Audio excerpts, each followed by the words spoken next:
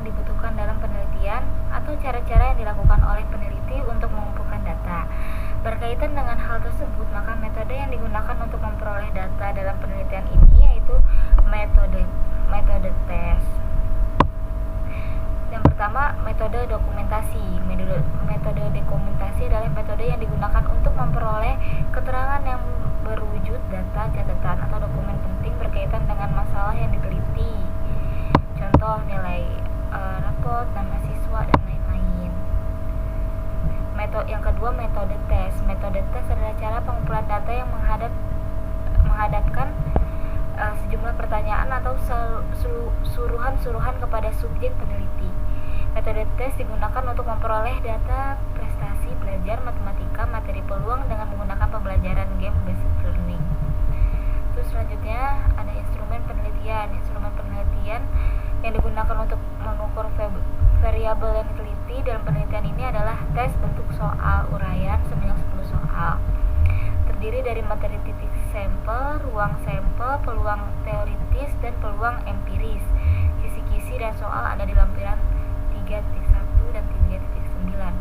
Yang kedua ada uji coba instrumen penelitian. Uji coba instrumen penelitian dilakukan untuk mengetahui validasi dan reliabilitas butir-butir soal. Pengujian validitas soal dilakukan untuk mengetahui kevalidan setiap butir soal. Uji coba instrumen penelitian meliputi yang pertama ada uji validitas. Validitas merupakan syarat yang terpenting dalam suatu alat evaluasi. Suatu teknik evaluasi dikatakan mempunyai validitas yang tinggi jika teknik evaluasi atau tes itu dapat mengukur apa yang sebenarnya akan diukur. Pada penelitian ini, uji validitas yang dilakukan adalah uji validitas isi. Adapun langkah-langkah yang dilakukan dalam uji validitas isi adalah membuat kisi-kisi butir tes, kemudian menelaah butir tes. Selanjutnya ada uji reliabilitas. Reliabilitas merupakan akurasi depresiasi yang dihasilkan oleh alat ukur dalam melakukan pengukuran. Reliabilitas instrumen atau alat evaluasi adalah ketepatan alat evaluasi dalam mengukur rumusan yang digunakan untuk mengetahui reliabilitas butir soal objektif. Yang ketiga ada tingkat kesukaran. Soal yang baik adalah soal yang tidak terlalu mudah dan tidak terlalu sukar. Bilangan yang menunjukkan sukar dan mudahnya suatu soal disebut indeks kesukaran. Besaran indeks kesukaran antara 0,00 sampai 1,0. Indeks kesukaran menunjukkan tingkat kesukaran soal. Soal dengan indeks kesukaran 0,0 menunjukkan bahwa soal itu terlalu sukar. Sebaliknya, jika indeks 1,0 menunjukkan bahwa soal tersebut mudah. Tingkat kesukaran digunakan untuk menentukan derajat kesukaran suatu soal. Sujono mengungkapkan untuk menghitung tingkat kesukaran suatu butir soal digunakan rumus. Selanjutnya ada daya pembeda. Daya pembeda suatu butir tes adalah kemampuan suatu butir untuk membedakan antara peserta tes yang berkemampuan tinggi dan berkemampuan rendah. Mengetahui daya pembeda terlebih dahulu. Mengurutkan siswa yang memperoleh nilai tertinggi sampai nilai yang terendah. Karena banyak siswa dalam penelitian ini kurang dari 100 siswa, maka menurut Ari Kunto diambil maka 50% siswa yang memperoleh nilai tertinggi dan 50% siswa yang memperoleh nilai terendah atau disebut dengan kelompok bawah. Daya pembeda butir dapat diketahui dengan melihat besar kecilnya daya pembeda. Untuk mengetahui daya pembeda tiap butir soal digunakan rumus yang sudah ditentukan. Teknik analisis data yang pertama uji persyarat. Uji persyarat meliputi yang pertama ada uji normalitas. Uji normalitas dilakukan dengan menggunakan metode Lilliefors menggunakan prosedur sebagai berikut. Yang pertama hipotesis HO simpel berasal dari populasi berdistribusi normal. H1 sekarang H1 sampel tidak berasal dari populasi berdistribusi normal. Yang Yang kedua ada uji homogenitas. Uji homogenitas digunakan untuk mengetahui apakah kedua sampel berasal dari populasi yang sama atau tidak. Jika kedua kelompok mempunyai varian yang sama, maka kelompok tersebut dikatakan homogen. Yang selanjutnya digunakan untuk menentukan statistik pada pengujian hipotesis.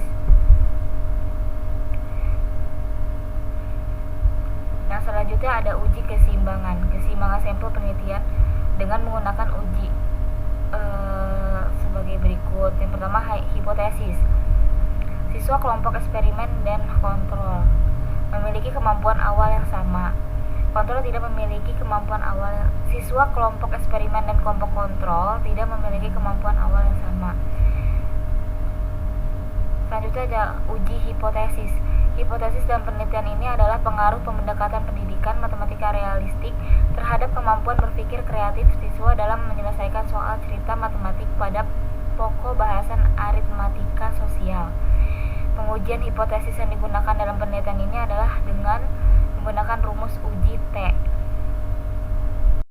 Nah, mengaplikasikan peluang dengan permainan ular tangga yang ternyata dapat membuat siswa lebih aktif dalam pembelajaran matematika ini. Assalamualaikum warahmatullahi wabarakatuh. Saya Siti Latifah Masrifah, NIM 1908107019.